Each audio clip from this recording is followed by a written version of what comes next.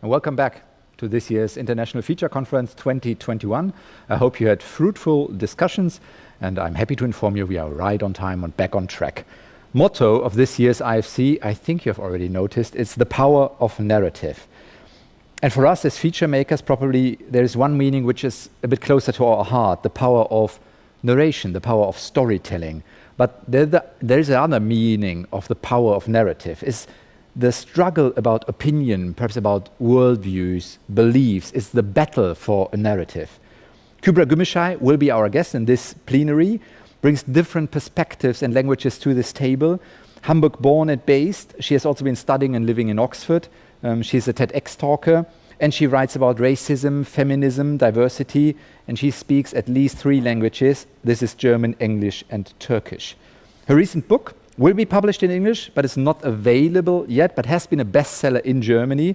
It deals with the connection between the way we talk and we form our reality, our beliefs, and our beings. One question she always mentions, or seems to be at the heart or the center of her thoughts, is how can we avoid to discriminate people by language, but rather see them really eye to eye? And this has been of a team which translated, she has been a team which translated Amanda Gorman's inauguration poem, The Hill We Climb, into German. And we are very happy to have you here. Kübra, welcome. Thank you for having me. The plenary will work like this. Kübra will give us a short input, about 15, 20 minutes, roughly about like this. We will elaborate on this, on her thesis, after this in a short interview. And after this, the public stream will be closed and we will open up the Q&A session for you as delegates. And all in all, as it has been yesterday, it will take us roughly an hour. To enhance the participation, it has already been working in the special. Please raise your digital hand and we will try to make sure that you can go on screen and ask Kübra the question you would like to ask yourself. So Kübra, this is you, and we are very looking forward to your input. Thank you so much. Thank you for having me. Thank you for allowing a space where we can dive deeper into the architecture of language, because as we're talking today about the power of narratives, about the power of stories, I think it also helps to dive deeper and actually explore the structure of what is around us, to see the water that is around us, and to explore how it enables us to see the world, but how it also can allow us to travel through the world, but maybe also create barriers between people. So I'm going to read a few excerpts of my book, Language and Being, and I look forward to the discussion we're going to have afterwards. Stories are magical. We're currently in different parts of the world, and yet by exchanging these sounds, by speaking a common language, we're able to travel and imagine together, dive into the lives of our friends and complete strangers, into lives of the past, the present, the future, and into the lives of those who've never existed and are just pure products of our imagination. When we narrate stories, we transform our thoughts and impressions into sounds, into language. But are those words yours? Is this language yours? Through the eyes of which group of people are you looking at the world by using certain words? Can you exist in a language that you were never meant to use, never meant to speak, but be spoken about? I lead the form across into the world of it, Martin Buber. What came first, our language or our perception? On a warm summer's night, many years ago, in the harbour of a small town in southwest Turkey, we were drinking black tea and shelling salted sunflower seeds with a languid rapidity. My aunt gazed at the sea, into the deep, calm darkness, and said, "Look how bright that yakamoz is." I followed her eyes, but couldn't see any bright light anywhere. "Where?" I asked. Again, she pointed at the sea, but I still didn't know what she meant. Laughing, my parents explained the meaning of the word yakamoz. It describes the moon's reflection on the water. And now I too saw it shining brightly in the darkness ahead of me, yakamoz. I now see it every time I go for a nocturnal stroll by the sea and wonder, do the other people around me see it too? even those who don't know the word yakamos, because language can inform our perception. I know the word, hence I perceive what it means. If you speak a second language, you surely think of numerous terms that describe phenomena, situations, or emotions for which there is no direct English counterpart. The Japanese word komorebi describes sunlight shimmering through the leaves of trees. Ghurfa, an Arabic word, describes the amount of water you can cup in the palm of your hand. The Greek word meraki describes the ardent passion, love and energy with which someone devotes themselves to a task.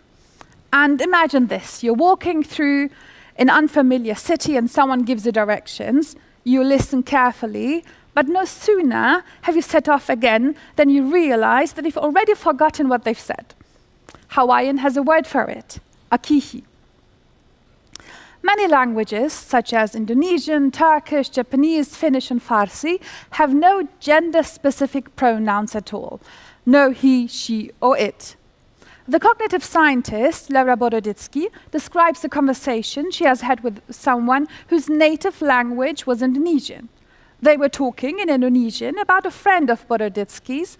Her interlocutor, who didn't know her friend, asked her all sorts of questions about them. But it wasn't until his 21st question that he asked whether the friend was a man or a woman. Boroditsky was surprised. Could it be possible that this person had spent the entire conversation imagining a person of undetermined gender? What about you? Would you be able to listen to a story about a person, ask follow-up questions, and even imagine the person without an urge to know this person's gender? When it comes to the perception of space and time, the language of the Tayor in Northern Australia is particularly interesting. Cook Tayor has no word for left or right. Tayor instead use compass points, cardinal directions. For example, there is an ant on your northwestern arm, or can you move the cup to the southeast, please? The Tayor can indicate precisely the cardinal directions, even when in completely enclosed rooms, by the age of 5 or even 4. When two Tayor meet, their greeting involves asking the other person where they are going. Even during small talk then, speakers are encouraged to name the cardinal directions, which are such an elementary and inherent constituent of the language and perception. Later, Boroditsky described what happened when she tried to learn this language, Cook Tayor. I had this cool experience when I was there. You know, I was trying to stay oriented because people were treating me like I was pretty stupid for not being oriented, and that hurt. And so I was trying to keep track of which way is which. And one day, I was walking along and I was just staring at the ground. And all of a sudden, I noticed that there was a new window that had popped up in my mind. And it was like a bird's eye view of the landscape that I was walking through. And I was a little red dot that was moving across the landscape. And then when I turned, this little window stayed locked on the landscape, but it turned in my mind's eye. And I thought, oh, this makes it so much easier. Now I can stay oriented too. When Leda Boroditsky told a Tayor about this strange experience, strange for her that is, he laughed and asked, how else were you meant to stay oriented in this world? With its grammatical structures, rules and norms, our language influences not only our perception of place, but also perception of time. How does time pass for you? If I ask you as an English speaker to put pictures of someone in chronological order from childhood to adulthood, you would probably start left and move on to the right, starting at the left with childhood photos and then moving on. In German, in English, and in all Roman languages, we write and read from left to right, and this is also how we perceive time. Speakers of Hebrew or Arabic would do the opposite. But how would the Tayor arrange those pictures? The answer is sometimes from left to right, sometimes from right to left, sometimes from the back to the front, sometimes from the front to the back.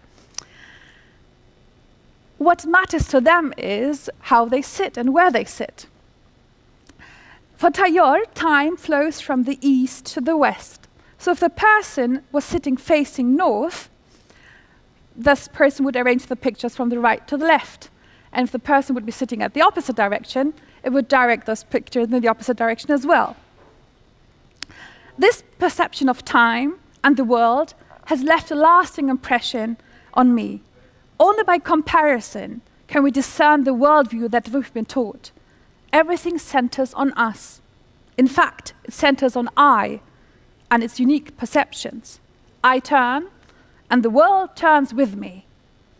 What if we spoke a language like Tailleur, which would forever remind us of that we are nothing but a tiny dot on a gigantic map, that time flows over us, regardless of where I am?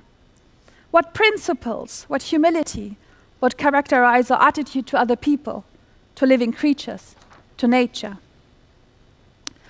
Those who live between languages, they are able to see them, the barriers that extend through linguistic worlds. Those who live between languages, they know them, the limitations of translations, the impossibility.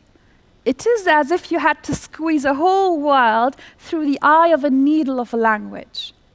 Because when you translate from one language to another, it is not just words for which you seek a counterpart.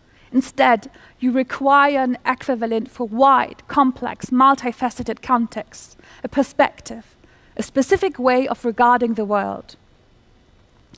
Pourpourri, the force which causes mushrooms to push up from the earth overnight. When biologist Robin Wall Kimmerer first read the word pourpourri, a word from the language of her ancestors, the citizen Potawatomi, an indigenous people of North America, she was amazed that such a word even existed. As a biologist, scientist, and botanist, she felt the gap that the absence of this word in other languages created in her, but also in science. Because what happens when you use the word pourpourri? How do you view the world? In fact, another question seems even more remarkable. From which perspective do you regard the world? You look at the world from the perspective of the earth, not from above, looking down at the plants that grow up to meet you, the human being, but from below, at the very bottom. You look at the world from the earth's perspective, up into the sky, past the human beings who constantly believe themselves to be at the center of the world. How would you speak differently had we lived in a language that revealed the world to us from the earth's viewpoint? A language like that of the citizen Potawatomi, in which plants are not spoken of as it, but rather referred to as respectfully as humans, because they are understood as living beings that also have a perspective on this world. How would our perception change? How would we live differently? How would our relationship with Earth, with nature, change? In an interview, Kimmerer described a situation in which she asked her environmental science students the following question. She asked, "Do you love the Earth?" They wholeheartedly agree that they love the Earth. But when I ask them the question, "Does the Earth love you back?" there's a great deal of hesitation and reluctance and eyes cast down like, "Oh gosh, I don't know. Are we even allowed to talk about that?" That would mean that the Earth had agency and that I was not anonymous, that I was not an anonymous little blip on the landscape, that I was known by my home place. And what happens when these languages are no longer spoken? What do we lose? We lose far more than just words, far more than yet another name for something we all perceive and see. We lose a perspective on this world. We lose eyes. We lose what is beyond the narrow confines of our respective languages. Like thousands of other indigenous children, Robin Wall Kimmerer's grandfather was forcefully taken from his family when he was 9 years old and forced to live in a boarding school where children were not allowed to speak their native languages. Today, many indigenous languages in North America are endangered, including Potawatomi. One summer, Kimera attended a course to learn the languages of her ancestors. The language class was eagerly anticipated. Kimera writes because all the living speakers of Potawatomi were to be present to teach. And they came, on canes, with walking aids, in wheelchairs. Kimera counted them. 9. 9 fluent speakers in the whole world. Our language, millennia in the making, sits on those 9 chairs. The words that praised creation, told the old stories, lulled my ancestors to sleep, rest today in the tongues of 9 very mortal men and women. One of the men told them how his mother hid him when the children were abducted, and how he stayed behind as a carrier of language. The man turned to the group. We are the end of the road. We are all that is left. If you young people do not learn the language will die. The missionaries and the US government will have their victory at last. Then Kimera said, an elderly woman pushed her walker close to the microphone and said, it's not just the words that will be lost. The language is the heart of our culture. It holds our thoughts, our way of seeing the world. It is too beautiful for English to explain. No language captures the whole world. Each language captures only part of it. Each language only grasps and experiences as much as those people who have power and dominion in a language experience themselves.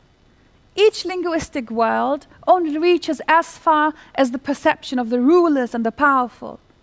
That is why people are needed who wander back and forth between languages, people who extend languages, expand them. These are people who, although and precisely because they do not belong to the powerful and the ruling class, introduce new perspectives into languages, along with their broad context, complexity and richness of facets.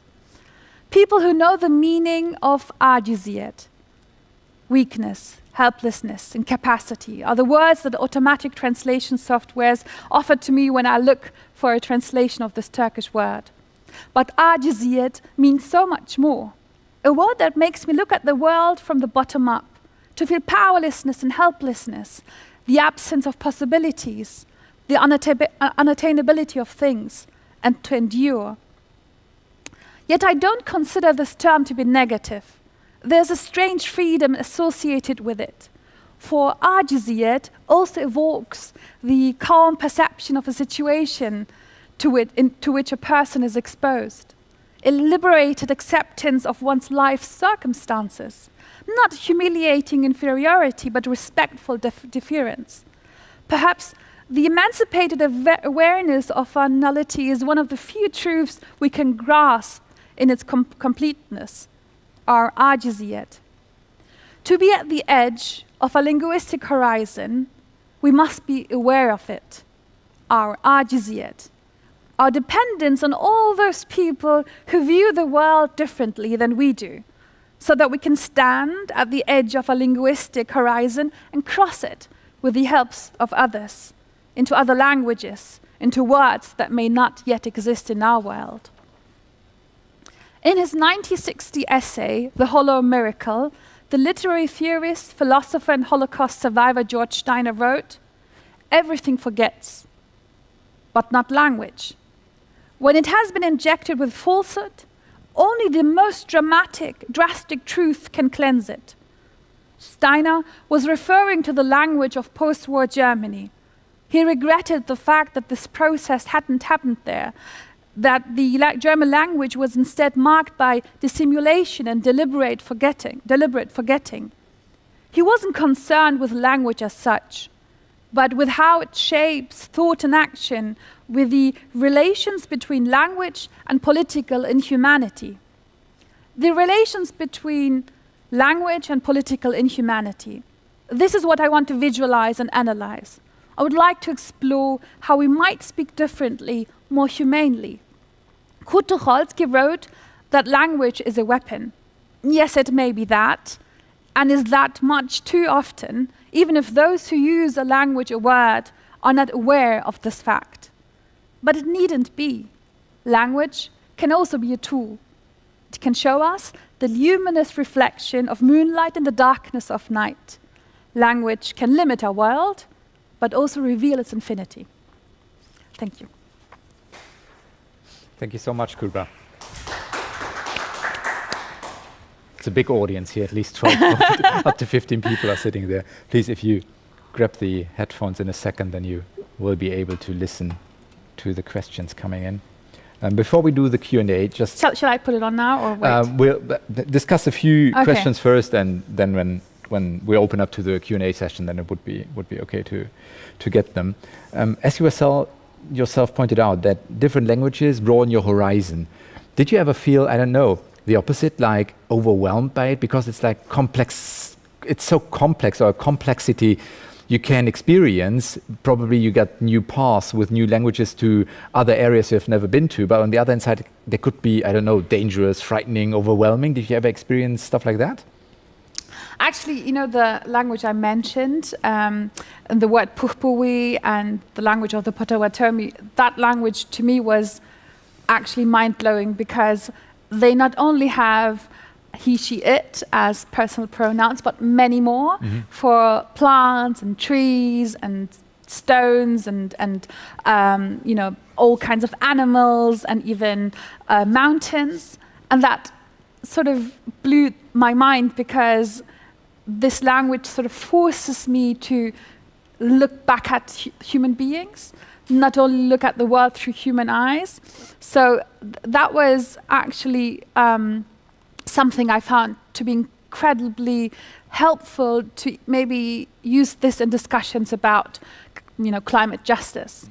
How would we treat nature if we were always reminded that nature looks back at us, that we don't rule over the world through our language, which doesn't allow them to speak about us, and how that power balance would maybe shift. And something else that always frightens me when speaking about language and its power is that, you know, I remember the first time I walked into my son's room, and then he was sitting there dreaming. He was there physically present. No. Like, you know, daydreaming. Daydreaming. Okay. Like sitting there. Yeah, sitting there, mind, and you could see in his eyes that he wasn't in the room. And to me, it showed me that he is now experiencing a facet of language that allows him to travel. But it also saddened me, because he was the one who always pulled me out of that space into the physical presence. And what frightens me about this is that sometimes on the street or in political debates, you sometimes meet human beings who are physically present but not mentally. You know, their eyes are not somewhere there. else. Yeah, and they are incapable of seeing the human in you. And that is always so frightening, because you can't do anything about this. There's so many walls between you and this person. Like, waving wouldn't help, screaming wouldn't help, because this person views you from an abstract perspective. And as much as this power is helpful to create empathy for people you've never met, as much as this is a positive aspect, it can have the exact opposite effect as well. Yeah, and this is actually something that frightens me when really trying to grasp the power of language. I've been thinking, when I was preparing for this session, I've been thinking about a debate we have in Germany quite prominent over the last, I don't know, at least 2 or 3 years, when you talk about that nature has some gender things. Yeah. And of course we have this gender debate, how we name things like, I don't know whether it's still a debate, because it has become part of mainstream news, for example, but there seems to be some resistance of some special kind of people.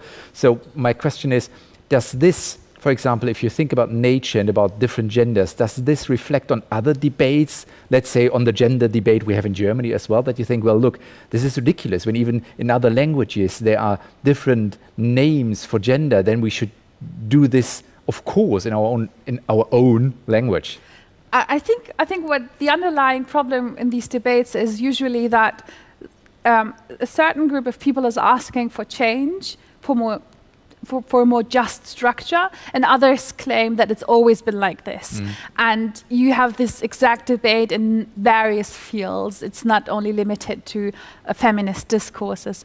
But sometimes when I look at these debates, they appear ridiculous because it's like moving into a house that you've built yourself, because languages are built by us. They are not God-given. They didn't drop down from somewhere and we just found them and lived with it, but these are things we've created. And it's like building a house and then moving in, and at one point your children are like, I think it'd be better if the staircase was in the house rather than outside, or shall we move the toilet to into the house next to the bathroom, or maybe we should have running water.